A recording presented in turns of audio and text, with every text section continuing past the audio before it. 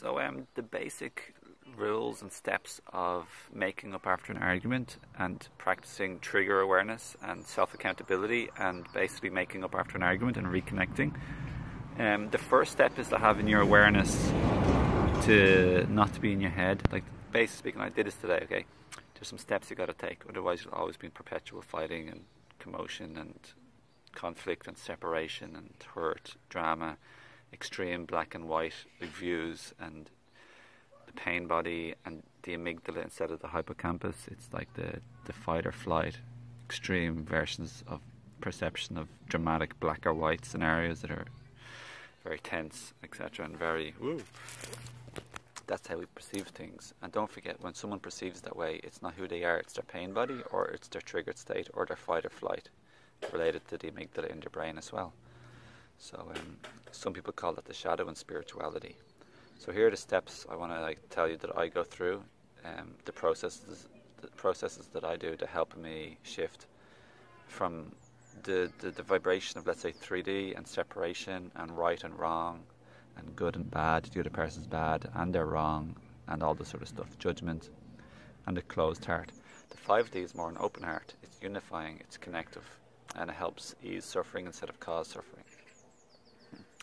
So my processes are one of big awareness of the quotation, the longest distance is from the head to the heart. So I ask myself today many times, like, am I in, that's a head thought, like, oh, this is like more hassle than it's worth, or if they do this, then it's a waste of my time to be like with somebody like this, or like this isn't what I asked for, or like all of those thoughts are head thoughts, whereas the heart thought is, which I brought myself back to many times, is one, that's a head thought, and two, that they're suffering, they're in their hurt and pain, their pain body, their shadow, their ego, their, especially not really the ego is much more like they're in their pain body, their amygdala, their brain, and they're in trauma and they're hurting, they're suffering. It's not who they really are. So that's my heart thought. The head thought is stuff like, they're just like, these are examples. I'm not sure which ones of these I may have or didn't choose today, but I basically chose all of these probably throughout my history of life. It's like, laugh at it now. Lots of love to you, my friends. So just making this video to try and help you out in your life and raise the consciousness of the planet and help us live in more 5D living instead of 3D. We're ascending into 5D vibrations instead of 3D. But yeah, the previous head thoughts would be like, I didn't sign up for this, like they're supposed to be showing up more, like they're not showing up and taking responsibility for their emotions, they're just blaming me. These are head thoughts that I think, or have thought. Not compassion-based thought. It's more like they're a problem type of thought. It's a head thought, not a heart thought. What are the type of thoughts? Like, obviously they're wrong and bad. Like, they're at fault. It's their fault. Feeling the victim is a 3D head thought, whereas a heart thought is, again, tuning into the suffering and pain of them and having love, compassion and forgiveness, and a certain bigger degree of patience and tolerance too. I'm struggling to find some of these other head thoughts. Basically anything that makes us feel not compassionate, patient, tolerant, forgiving, loving, caring, deeply. Anything that makes you feel frustrated. I'm just tuning in, this is what I remember. Anything that makes me feel frustrated, upset, intolerant, annoyed. Basically when I'm in a hardened heart of judgment and or condemnation towards the other person. So here are the few little bullet points you also want to remember apart from the head and heart situation, which you want to study and question yourself. Ask yourself, is this a head thought or a heart thought? And ask yourself, what feeling do I have? Those feelings I described related to the heart and 5D, or those feelings related to 3D and to the head? So here are the other bullet points I want you to remember. Here's what you could actually something like say, or thereabouts say, or include in what you say to make up and to help shift back to both people to their hearts. And that is, you want to say something like, I'm sorry, I take responsibility for my feelings and my actions and behaviour, like earlier or yesterday or whenever we had the conflict. I may have blamed you, but I take responsibility now, and I'm responsible. I take responsibility for my feelings and actions, basically, okay? It's not your fault. You're not to blame. You're not the bad person. It's also me. I took part in this between the two of us, and I'm sorry. I'm very sorry for my part. And I didn't mean to hurt you or cause you stress or pain or suffering. And I also didn't mean to stimulate your head instead of activate your heart.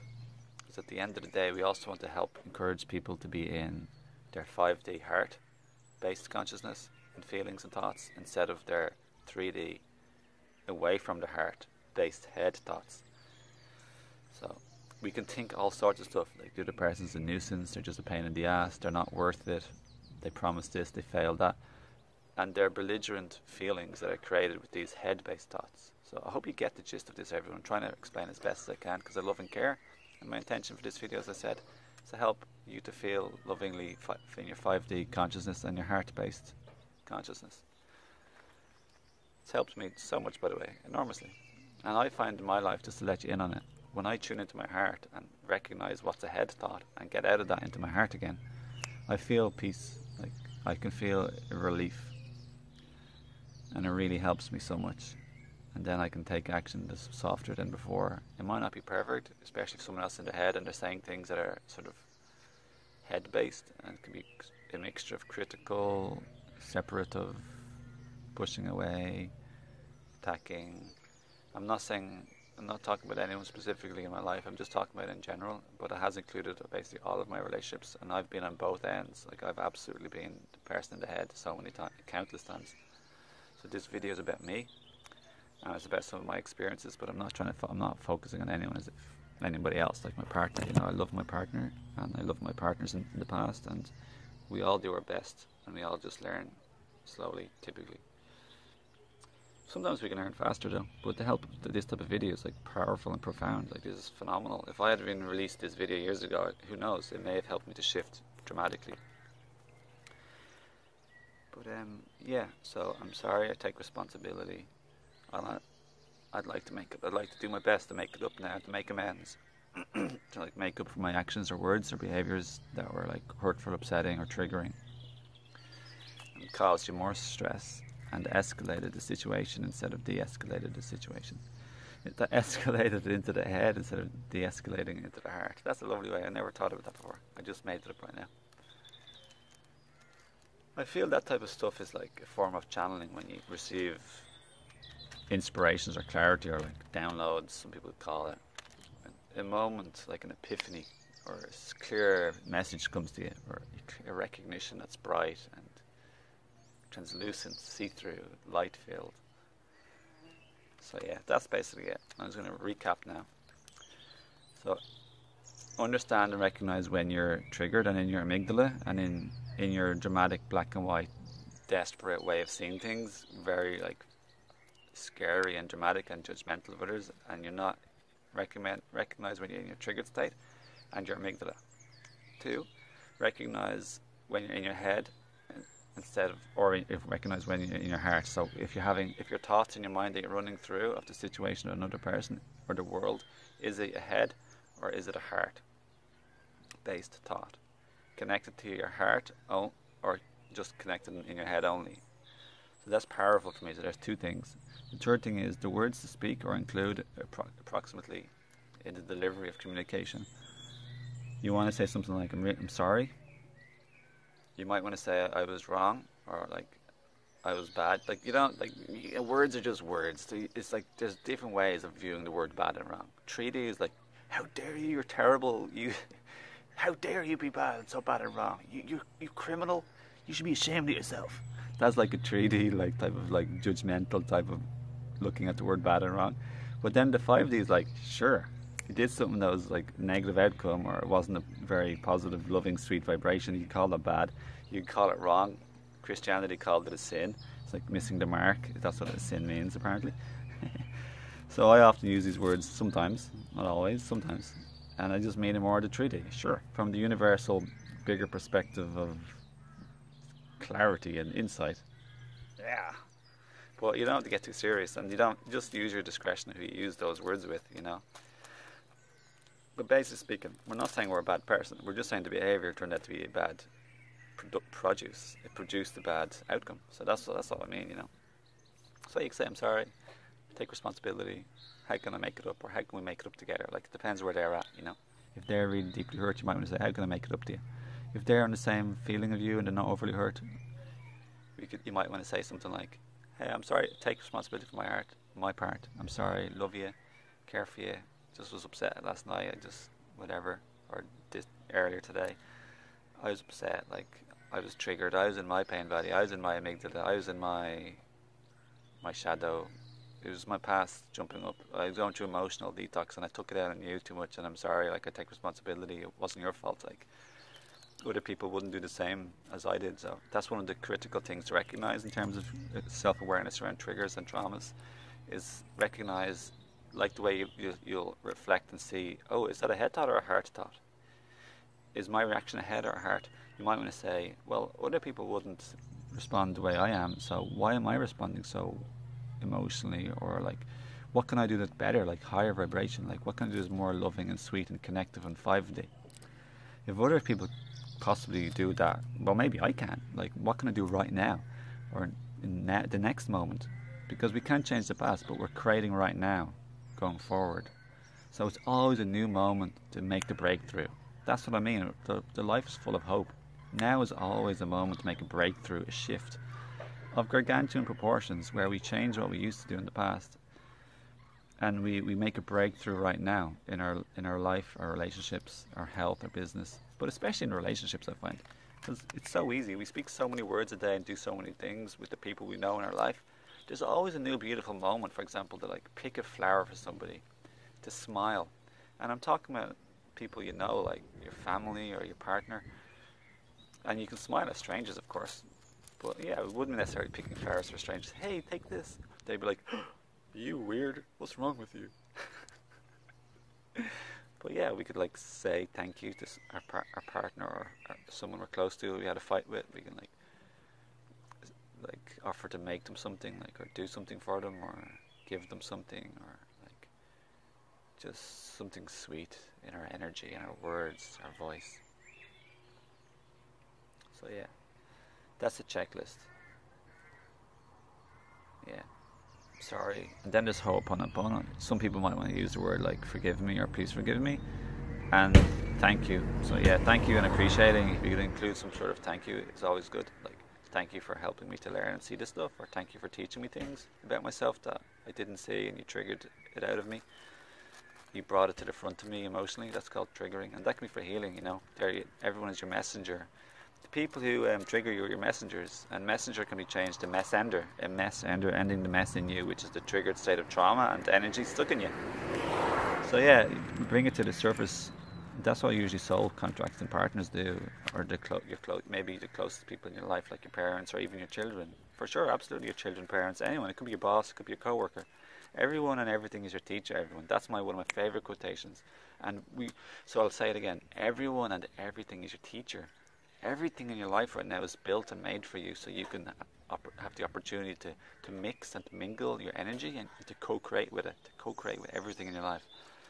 So everything that's existing in your life right now, it's there and built for you. The present moment is a gift, a present. Like, everything is okay and meant to be ultimately from a higher perspective, and everything is an opportunity to ascend into a higher frequency.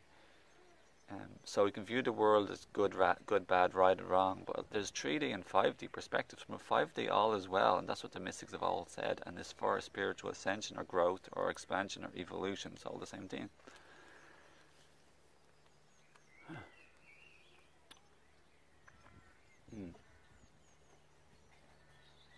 So yeah, that's it, my friends. I hope you've enjoyed this video. I couldn't synopsize this any shorter.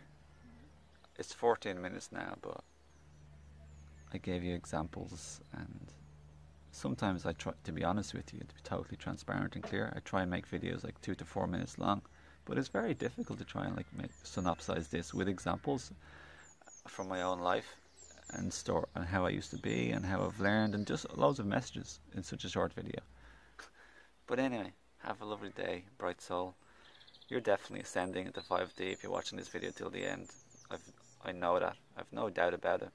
So keep going. Send you my love and respect and warm wishes and honour for you for showing up in this world and playing your part in the ascension and elevation of consciousness of the planet through raising your own vibration and work and opening your own heart.